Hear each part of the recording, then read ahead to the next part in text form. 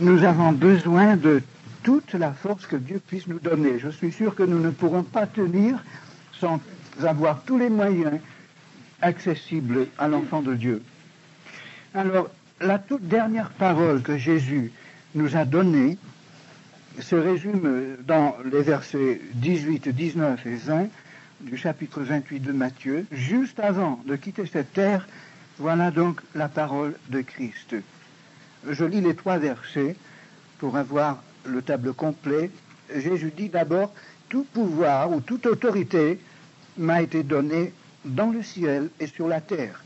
Il est bon de se rappeler que Jésus-Christ n'est pas seulement maître au ciel, mais aussi sur la terre. Même le diable, le système communiste, l'islam, le Vatican, le capitalisme de l'Occident, les grands monopoles, tout cela est sous le contrôle de Jésus-Christ. Et il est bon de se rappeler cela, que toute autorité a été donnée à Jésus-Christ par son Père sur la terre, aussi bien que dans le ciel. Alors que c'est dans le ciel que se passe notre véritable combat. Le combat que nous avons sur la terre, vis-à-vis des idéologies, vis-à-vis des persécutions, vis-à-vis du péché du monde, n'est rien en comparaison avec le combat que nous devons mener dans le monde invisible, que la Bible appelle le ciel, où nous rencontrons non seulement Jésus-Christ assis à la droite de Dieu, mais aussi le diable avec toutes ses forces, qui sont aussi dans les lieux célestes. Éphésiens nous dit que Christ est assis à la droite de Dieu dans les lieux célestes, nous sommes associés à Jésus-Christ dans les lieux célestes, mais aussi nous combattons le diable et toutes ses forces dans les lieux célestes. Et c'est dans ce monde-là que se passe notre véritable vie spirituelle. Et c'est dans la mesure où nous avons la victoire dans le monde invisible que nous avons la victoire sur la terre. Et c'est sur la terre que Dieu contrôle les circonstances, les nations, l'histoire, surtout en réponse à la prière et à l'obéissance de son peuple. Nous vivons une époque absolument critique aujourd'hui. Nous risquons d'une année à l'autre de perdre toutes nos libertés, de nous retrouver peut-être derrière du fil de fer barbelé. Cela peut venir dans le monde entier très rapidement, donner une certaine crise assez grave dans notre monde actuel. Et il faut se rappeler que, advienne que pourra, Jésus-Christ contrôle toujours toute la terre.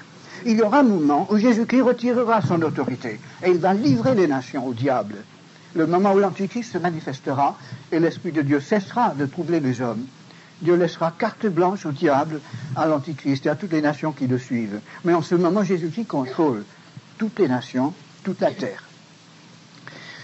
Heureusement que Jésus-Christ va contrôler finalement même l'Antichrist et le diable, et que leur jugement est proche. Et dans la mesure où nous voyons s'approcher les temps de la fin qui font peur, nous voyons aussi s'approcher le retour de Christ.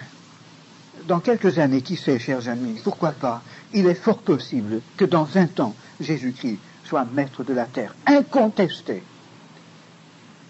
Si ce n'est pas 20 ans, ce sera peut-être 10 ans, ce sera peut-être 30 ans, peut-être 40 ans, mais personnellement, je serais fort étonné si ce siècle était achevé, le 20e siècle, sans que Christ soit sur cette terre.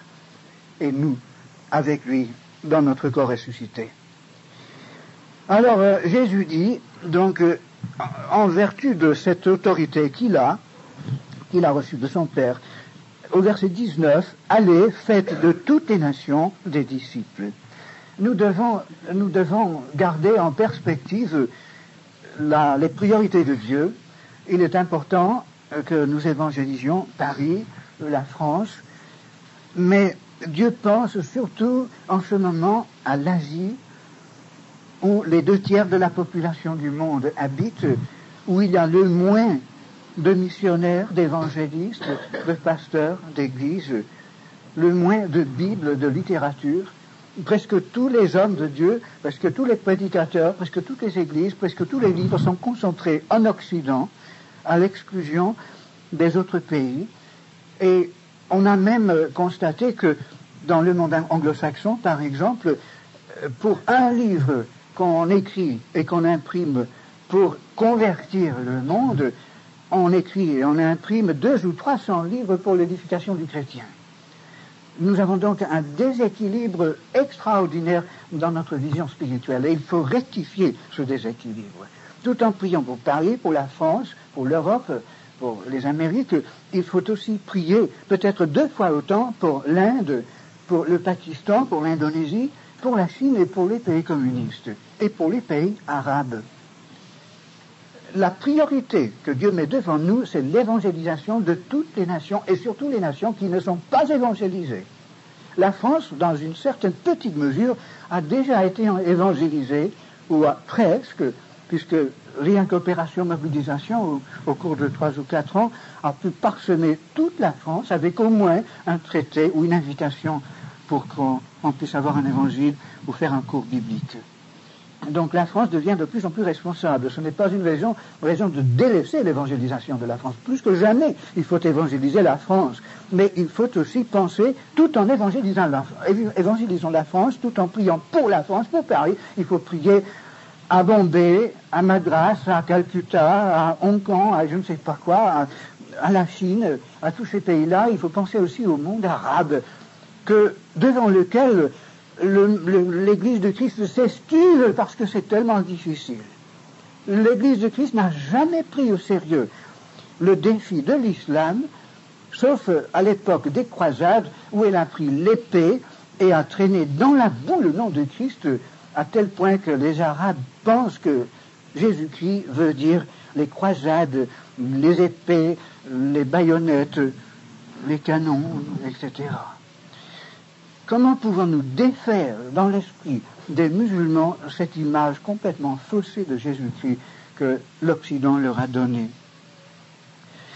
Chers amis, si nous ne relevons pas ces défis aujourd'hui, si nous ne prêchons pas l'évangile à toutes les nations, moi je pense que ces nations viendront nous évangéliser avec un autre évangile, avec une autre doctrine, une autre idéologie. Et c'est ce qui arrive de nos jours. Quand on a évangélisé, lorsqu'on a fait un disciple, que faut-il faire, verset 19? Il faut le baptiser. Cela veut dire il faut qu'il prenne position publiquement. On baptisait du temps des apôtres sur la plage, dans la rivière, dans la mare, devant tout le monde. On prenait position là sur place, où tout le monde connaissait le nouveau converti. Et nous amenons nos nouveaux convertis à prendre position pour Jésus-Christ. Quel dommage que les baptêmes de cet après-midi ne puissent pas se faire dans la Seine ou quelque part en plein centre de Paris pour que tout le monde, y inclus le président Pompidou, témoigne cette chose. Quel dommage, n'est-ce pas? C'est dommage que ce soit dans un sous-sol. Enfin, que Dieu quand même fasse éclater ces témoignages. Quand on a baptisé la personne, que faut-il faire? Verset 20. Il faut enseigner à cette personne à observer tout ce que Jésus-Christ nous a prescrit. Et cela, on omet de le faire. Je ne connais pratiquement pas de milieu chrétien où on met en pratique ce verset. Mais c'est une partie intégrale de l'instruction que Dieu a donnée à ses apôtres pour l'évangélisation du monde. La raison pour laquelle l'Église a fait bombe pendant le 1er siècle, c'est parce que les apôtres mettaient en pratique cette instruction. Ils enseignaient à leurs enfants spirituels à observer les enseignements de Jésus lui-même. Depuis bien des années, d'ailleurs depuis l'époque où j'étais en Algérie, lorsque mon cher fils Alain a trouvé le Seigneur, j'ai compris la nécessité de faire lire les 4 évangiles aux inconvertis. En Algérie, j'avais un système un système que j'appliquais dans presque tous les cas. Dès que quelqu'un venait me dire « il faut que vous me parliez de ce Christ » ou « donnez-moi ce petit livre », je priais tout de suite avec la personne, avant même que la personne ne soit née de nouveau. Je disais « oh Dieu, c'est formidable, tu ne vas pas dire non, n'est-ce pas ?» Et la personne, souvent, avant d'être née de nouveau, disait « oh Dieu, oui, c'est pour ça que je suis venu ». Alors, dès le début, on apprenait à prier ensemble. C'était très simple, très naïf. Et ensuite, je lui donnais généralement 2 évangiles, un évangile de Jean et un évangile généralement de Matthieu, parce que Matthieu résume la loi de Christ de façon magistrale. Et Luc aussi nous donne beaucoup de détails concernant l'enseignement de Jésus. Marc nous en donne moins. Alors, je disais à la personne, lisez ces 2 évangiles parallèlement. Le matin, lisez par exemple Matthieu, le soir, lisez Jean. En lisant Matthieu, la personne était convaincue de péché. Il était transpercé par la baïonnette de Jésus-Christ. La loi de Christ lui montrait le standard. Et en lisant Jean, le soir, il voyait la solution, comment trouver le pardon de Dieu. Et généralement, avant d'avoir terminé la lecture de ces deux évangiles, il revenait me voir avec un sourire d'une oreille à l'autre pour me dire, ça y est, c'est fait. Et évidemment, je voyais la personne, elle revenait tous les 2 jours, tous les 3 jours, où je la croisais dans la rue, et chaque fois je disais comment va la lecture, et puis il soulevait toutes sortes de questions, de problèmes. Chaque fois qu'on se croisait, même dans la rue, c'était une petite étude biblique, même dans un autobus, une petite étude biblique, et on avait toujours un sujet de conversation, et on ne perdait pas de temps, tout de suite on priait, on disait Seigneur, viens, explique, et j'ai trouvé que les personnes étaient beaucoup mieux converties en lisant la parole de Dieu qu'en entendant un simple petit prêche par Absalus. Évidemment, je faisais mon prêche aussi, mais c'était surtout la parole de Dieu qui les convainquait, et quand ils croyaient, ils s'engageaient à ce genre de vie. Quand ils avaient lu les deux évangiles, ils me disaient, qu'est-ce que je dois faire maintenant? Et je leur donnais le Nouveau Testament en entier, et j'ai dit, bon, alors maintenant, commencez par le début, relisez les 4 évangiles de suite, et puis continuez à lire. Et je leur disais, écoutez, votre ventre a besoin de 3 repas par jour, sinon vous faiblissez. Vous avez besoin d'au moins un petit café le matin, sinon un grand café avec pas mal de tartines. À midi, vous avez besoin d'un bon repas, et le soir aussi. Alors votre âme a besoin de se nourrir 3 fois par jour. Alors un chapitre le matin, un chapitre à midi, un chapitre le soir. Et prenez le temps de digérer. Alors, au bout de 3 mois, ils avaient lu le Nouveau Testament en entier. Ensuite, ils disaient, qu'est-ce que je fais maintenant? J'ai dit, la même dose. Et ils ont répété. Au bout de 6 mois, ils avaient lu le Nouveau Testament 2 fois. C'était déjà de jeunes hommes de Dieu. Évidemment, tout ne marchait pas toujours aussi parfaitement que cela, mais il y en avait qui avançaient encore plus vite. Mais ça, c'était un peu mon programme. Et c'est comme cela que je les mettais en face de l'enseignement de Jésus-Christ. Vous savez, un jeune converti, un jeune né de nouveau, grandit rapidement quand il assimile toute la nourriture équilibrée de la parole de Dieu. Quand ils avaient lu, par exemple, 2 fois le Nouveau Testament, ils me disaient, qu'est-ce que je fais maintenant? Mais généralement, ils me posaient même, et je leur disais de lire les 2 parallèlement, et essayer de tout faire en un an. Enfin, j'ai fait l'expérience depuis 25 ans que le travail de l'évangéliste consiste surtout à faire lire la parole de Dieu. Non pas simplement amener une personne à une décision. Généralement, la décision est prise en lisant la parole de Dieu. Quand on a affaire à des peuples illettrés, comme en Inde, et comme quand j'étais jeune en Espagne, par exemple, c'est différent. Là, on est obligé de se reporter à la parole orale. Mais en France, tout le monde sait lire, alors il faut profiter.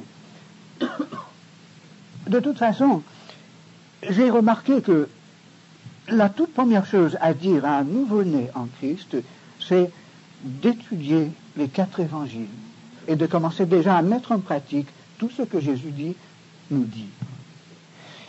Vous savez, cela c'est le contraire de ce qu'on m'enseignait lorsque j'étais jeune chrétien. On me disait, oui, alors maintenant tu es sous la grâce, tu n'es plus sous la loi, et donc le sermon sur la montagne, tu peux l'oublier.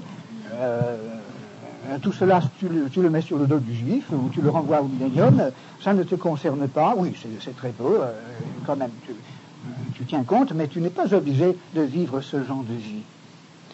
Il a fallu que moi-même, j'arrive au bout de tout espoir pour reprendre la Bible et pour la relire pour moi-même, pour faire la découverte que si le sermon sur la montagne, si les enseignements de Christ, si la loi de Dieu avait grandement affaire à ma vie spirituelle. Et c'est dans la mesure où j'ai commencé à mettre en pratique ces choses que j'ai commencé à trouver la véritable libération. L'esclavage de Christ, c'est la liberté absolue. C'est un paradoxe qu'on ne peut pas expliquer rationnellement, mais c'est vrai. Christ nous a donné la liberté. Paul dit, ne vous laissez pas soumettre à nouveau à un joug de servitude. Christ nous a donné la liberté. Demeurez dans cette liberté ferme, mais c'est une liberté qui est quand même un autre joug que celle de la loi de Moïse, un autre joug que la servitude, mais c'est quand même un joug. Jésus a dit, prenez-moi au joug, il est facile, il est facile à porter, mais c'est un joug quand même. Nous ne sommes pas sans loi. Paul disait, je ne suis pas sous la loi, mais je ne suis pas sans loi. Nous sommes plutôt intégrés dans la loi. Et remarquez, avant de passer plus loin, la fin de ce verset 20. Jésus dit, voici, je suis avec vous tous les jours jusqu'à la fin du monde. Encore un verset qu'on cite combien banalement, un peu partout.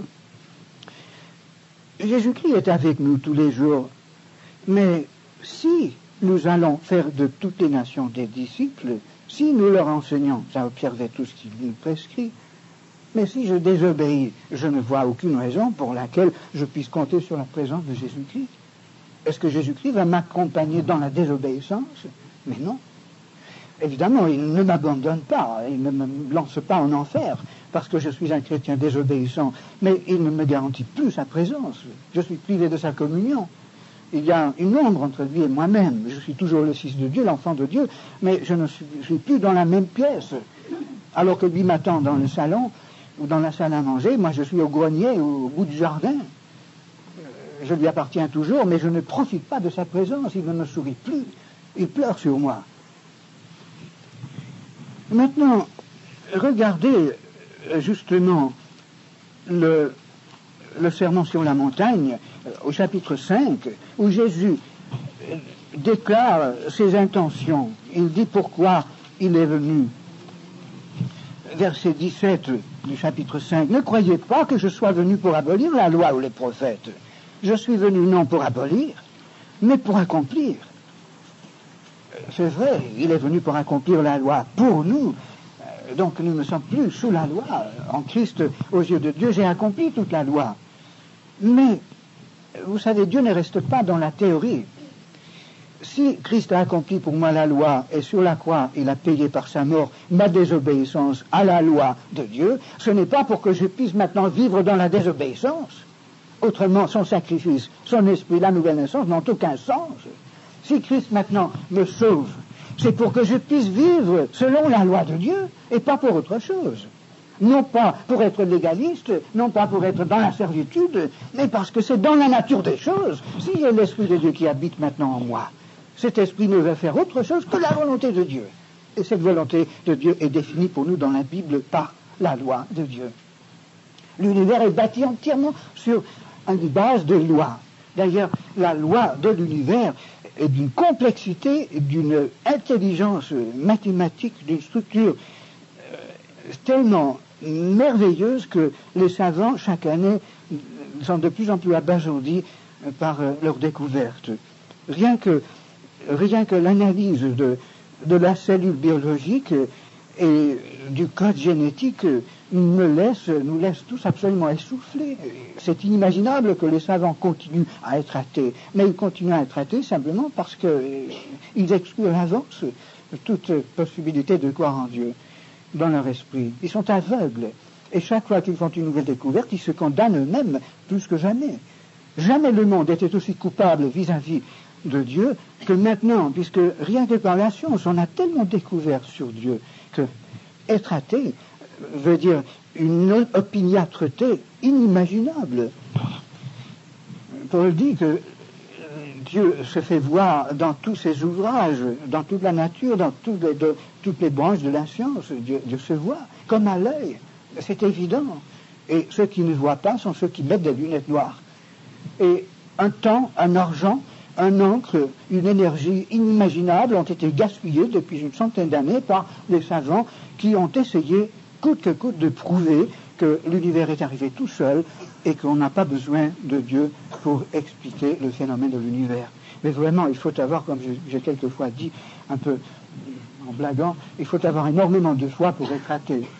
Il faut vraiment avoir une position prise à l'avance qui manque d'intelligence devant les faits. Mais toute la loi, tout l'univers est bâti sur un système de lois inaltérables. Et tout ce que Dieu fait est bâti sur sa loi.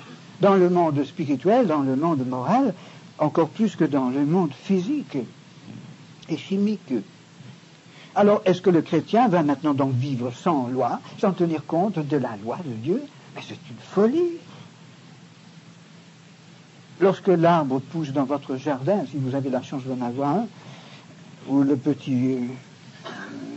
petite plante que vous avez sur le seuil de votre fenêtre, cette plante suit toujours les lois de sa nature, les lois les lois que Dieu a créées, mais cette plante ne se plaint pas. Si la plante désobéit à la loi de la nature, la plante elle-même souffre.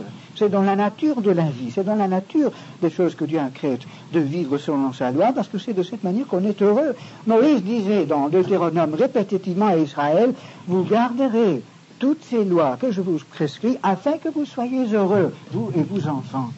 Si tu veux être heureux, mon cher ami, mon cher frère, ma chère sœur, eh bien, donnez-vous la peine d'examiner plus profondément les lois de Christ et rendez votre vie conforme à ces lois. Vous vous souvenez peut-être dans la biographie de Charles Studd, cette nuit où il était logé chez un ami qui a entendu un bruit au milieu de la nuit, est descendu à la cuisine où il a vu une lumière et il a trouvé son ami Charles Studd qui était en Angleterre en congé, enfin je ne sais pas pourquoi, normalement il était à l'étranger, en Afrique, etc. Et il a trouvé Studd avec une grosse Bible ouverte sur la table de cuisine avec 2 bougies qui étaient pratiquement usées de chaque côté et il était là penché sur la Bible. Et son hôte lui a dit, mais qu'est-ce que vous faites là à cette heure de la nuit? Il était 3 heures du matin. Et Studd a simplement répondu, il m'arrive souvent d'être réveillé par Dieu au milieu de la nuit et je méditais dans mon lit. Je me suis souvenu de ce verset de Jésus, enseignez-leur à mettre en pratique tout ce que je vous ai prescrit, et je suis avec vous tous les jours jusqu'à la fin du siècle. Eh bien, je parcours rapidement les 4 évangiles, et je marque dans la marge tous les commandements de Jésus-Christ que je suis en train de mettre en pratique, et tous ceux que je ne mets pas en pratique, pour me contrôler. C'est ce genre d'homme qui bouleverse le monde. C'est lui qui a ouvert le cœur de l'Afrique pour l'Évangile, qui a allumé des flammes de réveil qui ont duré jusqu'à ce jour et qui ont touché des âmes dans tous les pays du monde. Il ne faisait pas cela pour se justifier devant Dieu. Il faisait cela parce qu'il aimait Dieu de tout son cœur et il trouvait son bonheur à garder la loi de Christ. Maintenant, dans Jacques, chapitre 1er, nous lisons une petite parole du frère de Jésus, lui qui a vu vivre Jésus pendant 30 ans, enfin pas 30 ans puisqu'il est né un peu après Jésus, nous ne savons pas quel âge il avait, mais il a eu peut-être 20 bonnes années pour observer la vie de son frère aîné, Jésus. Alors, verset 22 du chapitre 1er, mettez en pratique la parole et ne vous bornez pas à l'écouter en vous trompant vous-même par de faux raisonnements. Car si quelqu'un écoute la parole et ne la met pas en pratique, il est semblable à un homme qui regarde dans un miroir son visage naturel et qui, après s'être regardé, s'en va et oublie aussitôt ce qu'il était. Mais celui qui aura plongé les regards dans la loi parfaite, la loi de la liberté, et qui aura persévéré, n'étant pas un auditeur oublieux, mais se mettant à l'œuvre, celui-là sera heureux dans son activité.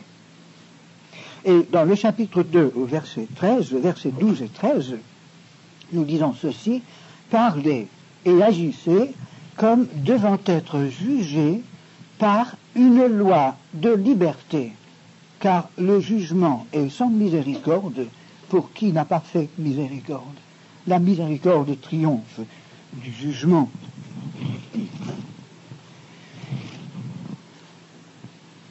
Jacques parle aussi de la loi royale de Christ. Nous allons donc être jugés par une loi, mais une loi de liberté, non pas une loi de servitude, mais quand même par une loi. Jacques 2 fois parle d'une loi, de la liberté. Quelle est cette loi? Évidemment, toute la Bible analyse pour nous cette loi. Mais rappelons-nous une chose, Jésus-Christ dans Matthieu 22 a résumé toute la loi de Dieu dans l'Ancien Testament en 2 commandements. Ici, Jésus ne parle que de l'Ancien Testament. Chapitre 22 de Matthieu et verset 35, nous lisons qu'un docteur de la loi a fait à Jésus cette question pour l'éprouver. Maître, quel est le plus grand commandement de la loi? Et Jésus lui répondit, tu aimeras. Et plus bas, verset 39, et voici le second, qui lui est semblable, tu aimeras Donc Jésus résume toute la loi de Dieu en un seul mot, l'amour. Est-ce que l'Esprit de Dieu nous a sauvés pour nous détourner de la loi de Dieu, pour nous détourner de l'amour, ou plutôt pour accomplir la loi en nous? Jésus-Christ n'est pas venu sur la terre simplement pour accomplir la loi à notre place, mais pour l'accomplir en nous par la suite, pour que toute notre vie soit l'accomplissement de la loi, n'est-ce pas? Je répète au verset 37, Jésus lui dit, tu aimeras le Seigneur ton Dieu de tout ton cœur, de toute ton âme et de toute ta pensée. C'est le premier et le plus grand commandement. Et voici le second qui lui est semblable, tu aimeras ton prochain comme toi-même. De ces deux commandements dépendent toute la loi et les prophètes. Ces deux commandements sont tirés évidemment du Pentateuque, de la loi de Moïse. Et Jésus les a pris pour résumer le contenu de tout le Pentateuque, de toute la loi de Moïse. Rappelons-nous que Moïse, à la descente du mont Sinaï, portait dans ses bras 2 tables de pierre sur lesquelles étaient écrites par le doigt de Dieu les 10 paroles, les 10 lois du décalogue. Je pense que sur la première table, qui était sans doute plus grande, beaucoup plus grande, il y avait les 4 premiers commandements qui concernent la personne de Dieu.